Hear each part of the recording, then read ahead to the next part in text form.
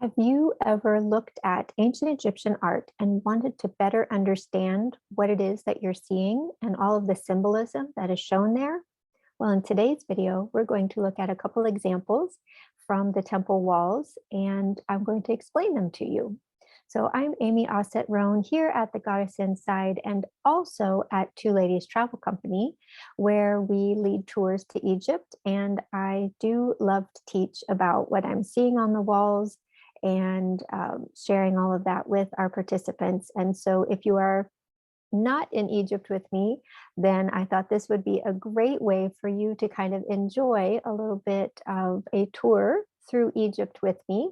So today's video might be just a little bit longer because we're looking at some images and talking about what we're seeing and where they're located and that sort of thing. So I hope that you enjoy. So if you want to grab a notebook or a pen or something to take notes, please pause the recording and grab that, and then we'll get started.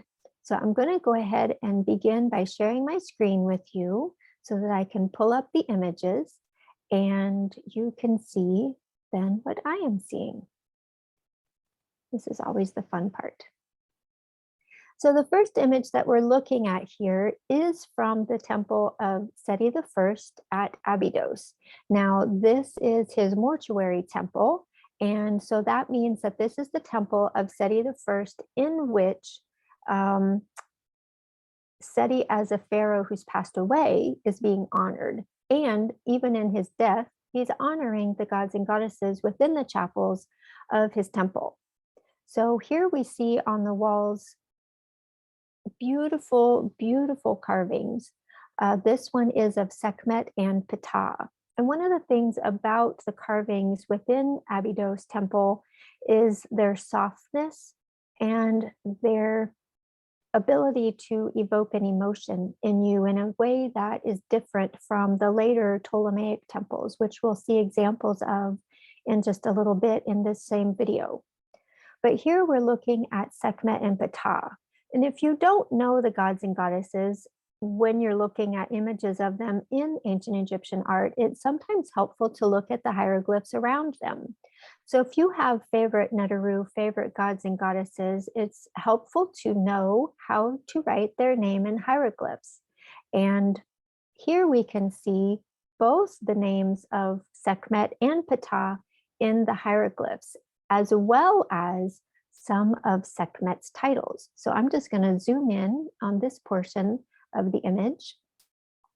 This is where we see the name of Sekhmet in hieroglyphs. That will be this symbol of the Sekhem, this sun solar disk here, and the T, which gives the T sound.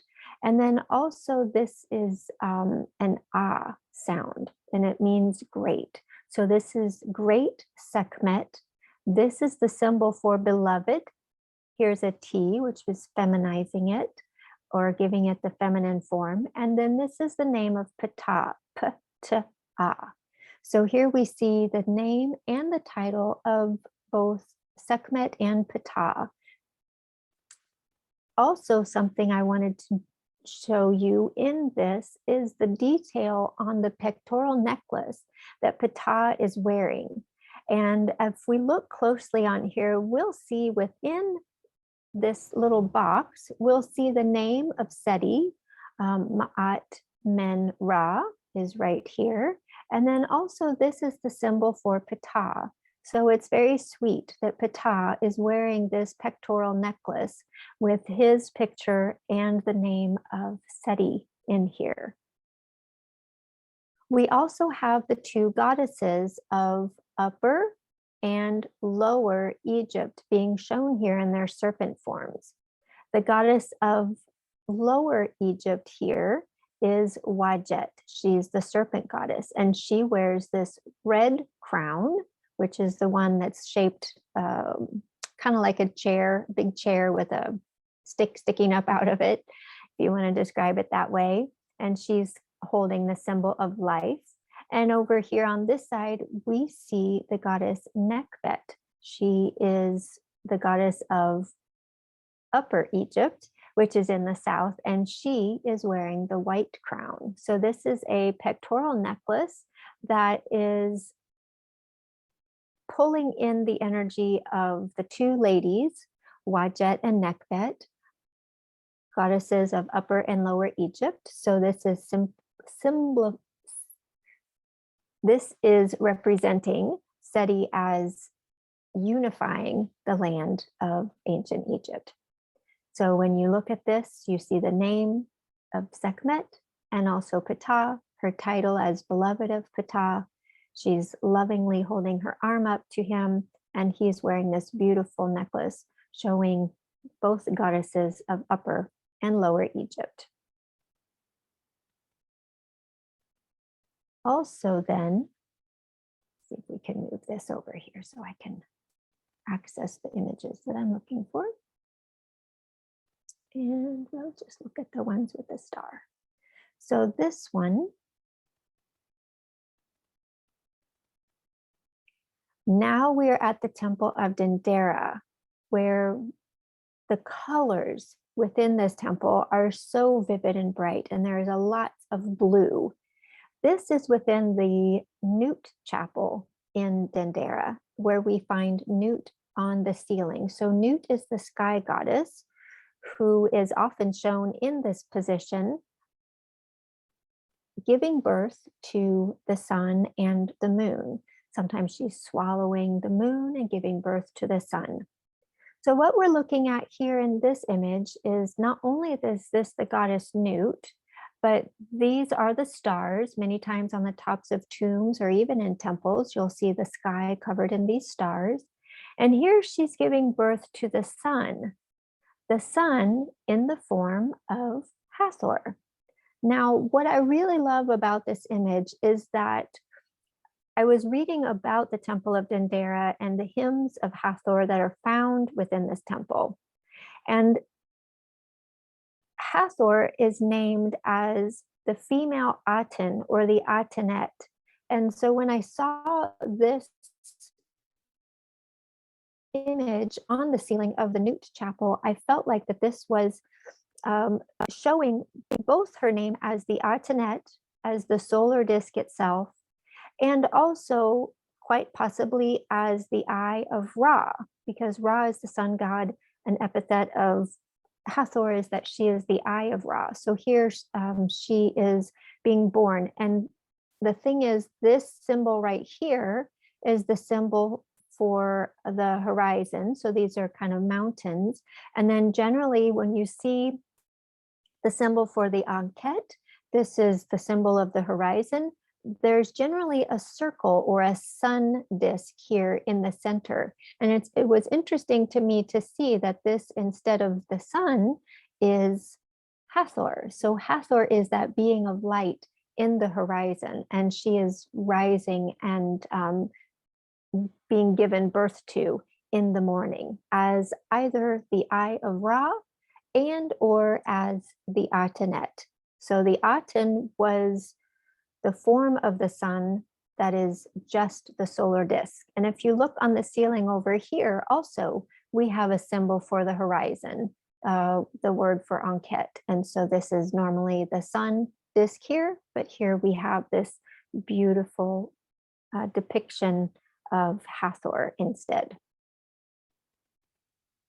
Also, in walking around in the temple of Hathor at Dendera this past tour, I really paid a lot more attention also to the columns, because there's always so much. And when you're in the temples or you're looking at art, just give yourself a moment to stand in front of it or to sit with it in your picture book, and really just look at what is happening and let the image speak to you. So when I saw this image, I thought it was really a beautiful depiction of the king being given the crown of Upper and Lower Egypt. So remember earlier from the Abydos image where we saw the pectoral of the two goddesses wearing the white crown and the red crown, depicting Upper and Lower Egypt. We have the same thing being shown on the pillar here at Dendera. So here we have Wajet. We see her wearing this crown, the red crown of Lower Egypt, and she's presenting the red crown. Here, and it's in this beautiful bowl. And sometimes at this little bowl shape, I don't think that it has a handle on it. It's just this neb symbol. So the neb means Lord. So this actually is Wajet. She is presenting this to the Lord of Lower Egypt. I'm sorry, Upper Egypt. Lower Egypt. It's all backwards. I always have to think really hard. So Wajet is ruler over the north, so that's Lower Egypt. So that she's presenting this as the Lord. And same thing here, we have Nekhbet. We see her wearing the white crown of Upper Egypt. And here she's presenting this white crown. So the Lord of the white crown and the Lord of the red crown, Lord of Lower and Upper Egypt, to Horus, which is a form of the pharaoh. All of the pharaohs were a form of the living Horus. So here we see these two goddesses, the two ladies, presenting to the king. I'm assuming that this would be the king that built this temple. I'm not sure if this is representing Cleopatra as the ruling pharaoh or if it's one of the other Ptolemies. I'm not clear on that. However, it doesn't detract from the beauty of the art that we see here. Before we get to this image, I'm going to, well, I guess we'll get to this image because I don't have the other one pulled up. So this is a beautiful image also inside of the Temple of Dendera. And as you can see, the art here is much different from the art style that we see in the Temple of Seti I from that Sekhmet and Ptah image at the very beginning. And what I noticed when I saw this image, one of the things, because there's a lot going on here, so one of the things I'm just wanting to point out is that here we see Isis, Nephthys, and Osiris. We can tell who they are by what they have on their heads, the two goddesses. This is the symbol of Isis, and so this would be that goddess Isis. And then over here, we have Nephthys. And so this is the symbol that she's wearing of her name on her head. And then here we have Osiris. And oftentimes he's shown with his arms in this position.